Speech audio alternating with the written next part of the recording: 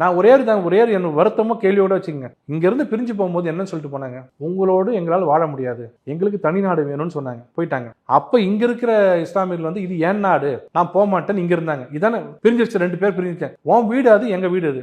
எங்க வீட்டுல உன் சொந்தக்காரங்க இருக்காங்க, உங்க வீட்டுல எங்க சொந்தக்காரங்க, வேலையை அவங்க பார்க்க வேண்டியதானே. அன்னில இருந்து இன்னி வரைக்கும் ஏன் இந்தியாவே தாக்கிட்டு இருக்கீங்க? இந்தியா உங்களை என்ன பண்ணுச்சு? ஒரு இடத்துலயாவது, காங்கிரஸும் சேர்த்து சொல்றேன், காங்கிரஸ் பீரியட்லயோ பிஜேபி பீரியட்ல ஒரு இடத்துல இந்தியாவில் யாரா போய் அடிச்சாங்களா? ஒரு இடத்துல பாத்தீங்கன்னா இந்தியா இருந்து ஒருத்தர் போய் அங்க அடிச்சாருங்க.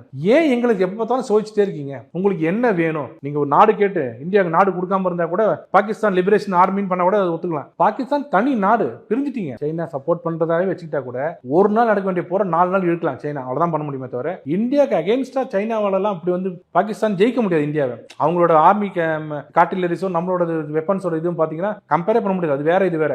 இந்தியா அமைதியா இருக்க வரைக்கும் 2 நாள் ஓடிட்டு இருக்குது. இப்ப நாளைக்கு நினைச்சாங்கன்னா 2 நாள்ல முடிச்சுவாங்க. ஆனா சைனா சப்போர்ட் பண்ணலாம், எனக்கு தெரியல. ஆனா சப்போர்ட் பண்றதுனால இந்தியாவை ஜெயிக்க முடியுமானே இல்ல. அவனுக்கு ஆக்சிஜன் வேணா கொடுக்கலாம், 2 நாள் உயிரோட கொடுக்கலாமே தவிர ஜெயிக்கிறதுக்கு வாய்ப்பே கிடையாது.